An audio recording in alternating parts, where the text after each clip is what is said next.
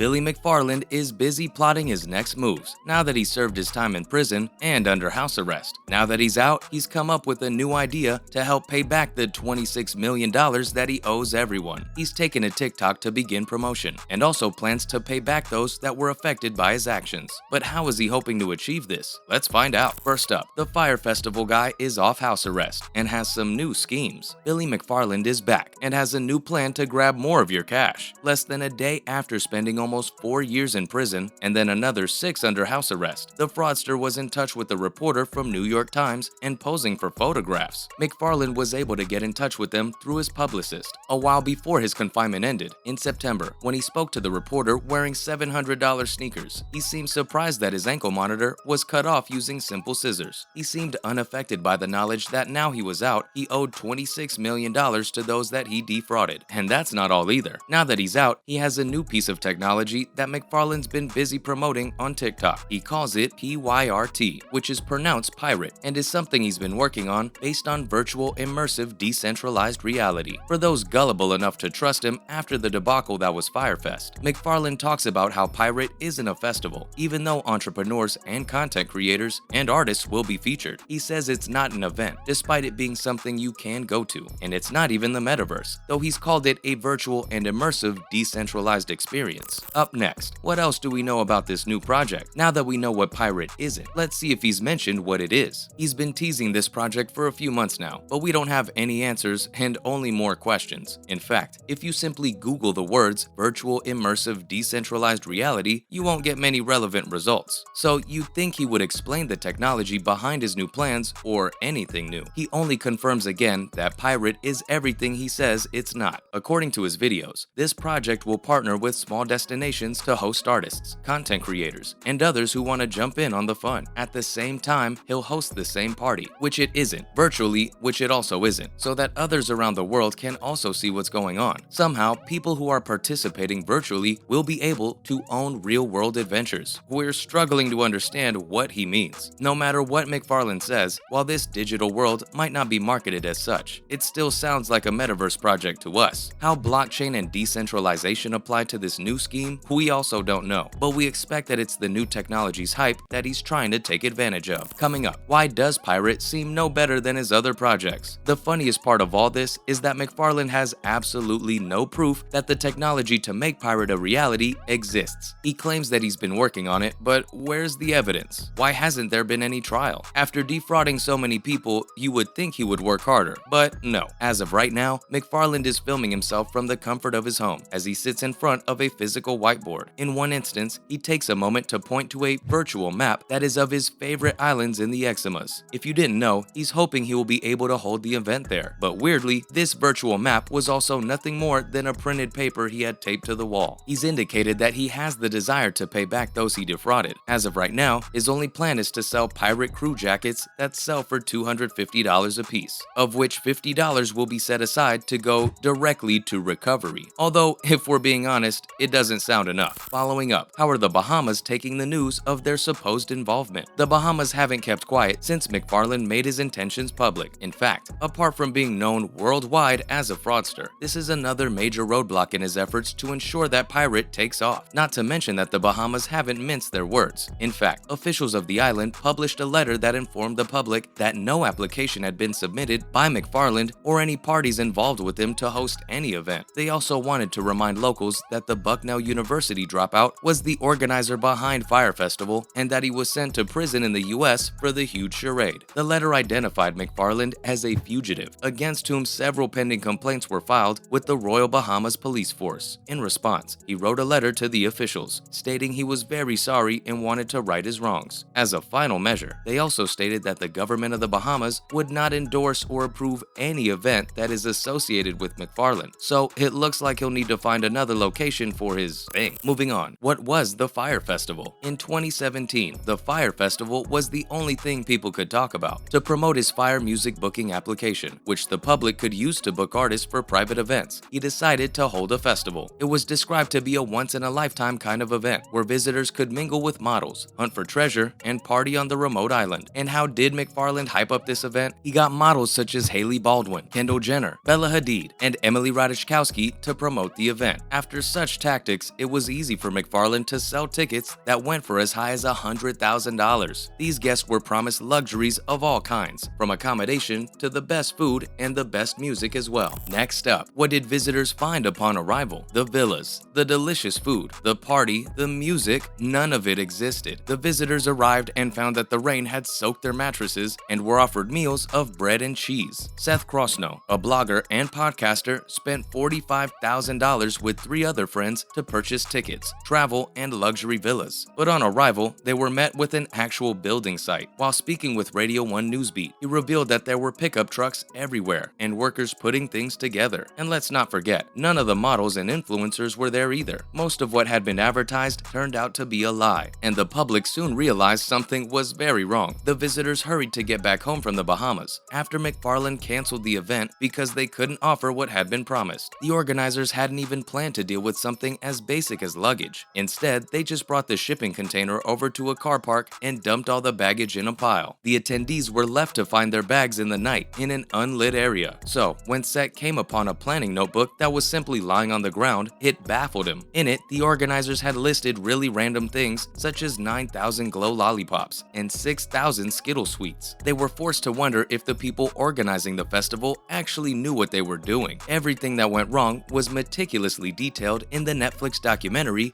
He just would not take no for an answer, and he just kept pulling money in somehow. Desperate people. Fyre, the greatest party that never happened. Billy himself doesn't appear because he wanted to be paid for his role. Finally, how is he dealing with the consequences of his actions? Chris Smith, who directed the documentary, soon realized that the event, which was put together haphazardly in mere weeks, would actually have required a year's worth of work. But the worst part was seeing the locals of the island suffer in the aftermath. The festival wasn't just a miserable affair for its visitors, who found that they wasted their money on nothing, but it was also horrible for the locals who had put in so much effort to build everything the visitors could see and still weren't paid for it. Rapper Ja Rule was initially listed as a co-organizer of the event, although he wasn't detained or accused of participating in the scam. That's because his attorneys have fought back and claimed that McFarland promoted the event and used his connections and name. So when the time came around, it was McFarland who was forced to deal with the consequences all on his own. Seth wasn't satisfied when the organizer was only sentenced to 6 years in a federal penitentiary. He had successfully sued Billy for $2.5 million, but will only get the money once McFarland can pay back the $26 million to his debtors. And with that, that's a wrap for this video. Do you think that Bill McFarland will be able to pay restitution by promoting Pirate despite failing miserably with his previous venture? Let us know in the comments below. Make sure to give this video a thumbs up and subscribe to the channel for more awesome videos like this. Thanks for watching, and we'll see you next time.